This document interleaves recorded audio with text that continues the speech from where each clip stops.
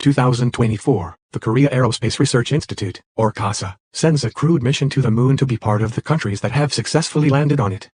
Unfortunately, during that mission, all the astronauts died due to a technical glitch that makes the spacecraft explode when it tries to land, leaving everyone in South Korea shocked and disappointed. 5 years later, in 2029, South Korea is attempting to send 3 astronauts to the moon again, hoping to regain their reputation. The 3 astronauts are Commander Lee, Cho and Woo Wong, and they get intense training to prepare for the trip. Not wanting a repeat of last time before they take off, the astronauts share a few words with the public. Lee says he will decide the name for his unborn baby girl when he is on the mission. While looking at the Earth, Cho is going for his wife and son, and Woo Wong is going to fulfill his dead father's dreams. It turns out he is the son of one of the astronauts from the previous mission. When the day comes, the ship is launched successfully. However, they soon are hit by solar winds that cause heavy damage, bringing down the electronic control unit in the navigation system.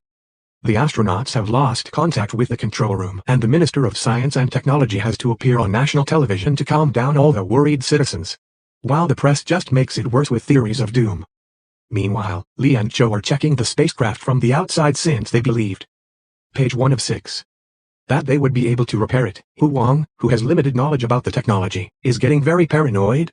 But his 2 partners tell him to stay calm as they assure him that they have everything under control. The astronauts noticed that there is a leak in the fuel tank, and before they can even process this information, there is a huge explosion in which Cho immediately loses his life. But Commander Lee manages to hold on to his hatchet and not get blown away by the explosion. The Space Research Center gets communications with the ship back only for a few minutes, and soon they lose it again, but they become aware that they cannot read Cho's vitals. Hwang desperately insists on trying to go out to help, but Lee points out that opening the hatch will only kill him. Lee realizes that he will not be able to make it out of there alive, and in his last moments, he asks Hwang to reboot the full system power so that he can get the communications on and makes him promise he will return safely. Hwang screams as he watches Commander Lee open his hatch and disappear into oblivion forever. Moments later, communications are rebooted and a devastated Hwang appears on the screen to deliver the bad news. The KASA director tells him to wait while they look for a solution, and the minister panics, not wanting to lose another mission. The scientists discuss their options and accept they have no choice but to bring back the director of the last mission because he designed most of their equipment and protocols. The previous director is Kim, who is currently with intern Han BL on a mountain doing some hunting because he has been staying away from KASA after he failed the last mission. Nowadays he works for an, page 2 of 6, observatory. The animals they are after run away when the KASA helicopter suddenly appears above them and they take the talk to the observatory, where Kim immediately refuses to come back. However, he changes his mind when he learns that Woo Wong is the son of one of the astronauts from the last mission in the control room. The scientists are getting worried because the temperature in the ship is getting really low. As the minister starts to panic again, Kim arrives and directs Woo Wong on how to make only one thruster move the ship into lunar orbit. The plan is a success, and as the temperature rises in the spacecraft, it also starts spinning in orbit, which is much safer. Then Kim tells Woo Wong to rest while they look for a solution to bring him back, and a confused Woo Wong asks the control room who he is talking to. When Woo Wong hears the name, he immediately has flashbacks of his father's funeral and Kim's presence in it.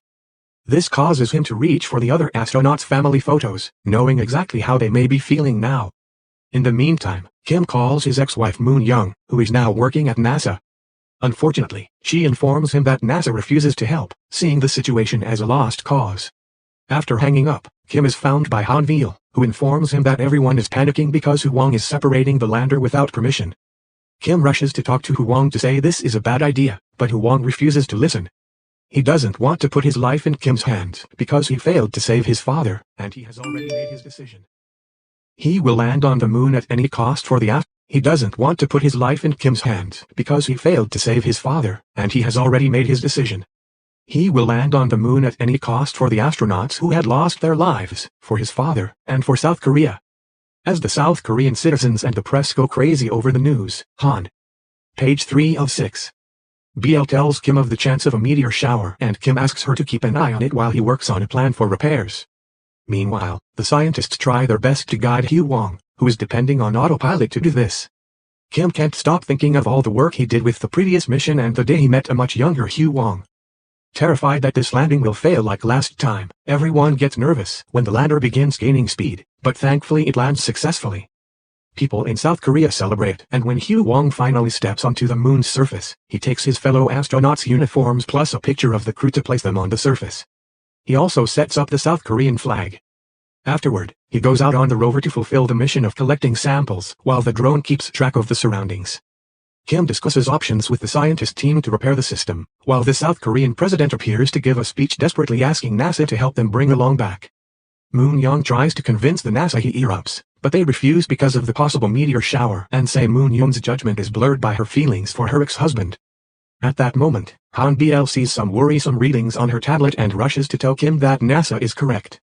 The meteor shower is coming too close to the moon. Back to Hu Wang. He is proud to report that he has collected all the samples, including ice, from underneath the moon's surface. He also thinks that the readings must have made a mistake because he has been watching sky activity and nothing appeared on the radar. However, soon the area starts shaking and the meteors begin falling around Hu Wang, sending him flying. Page 4 of 6. Scientists order him to get inside the lander quickly, and Hu Wang tries to escape on the rover. But a particularly big meteor lands and creates an explosion that gets the vehicle stuck inside a crater. Against the director's wishes, Kim asks a scientist to reset the spacecraft's module system with a new code he's designed, which effectively repairs the module and brings back power to the ship. Meanwhile, Hu Wang calls for his drone, which he uses to lift himself out of the crater. He quickly runs among the falling meteors and manages to get inside the lander just in time.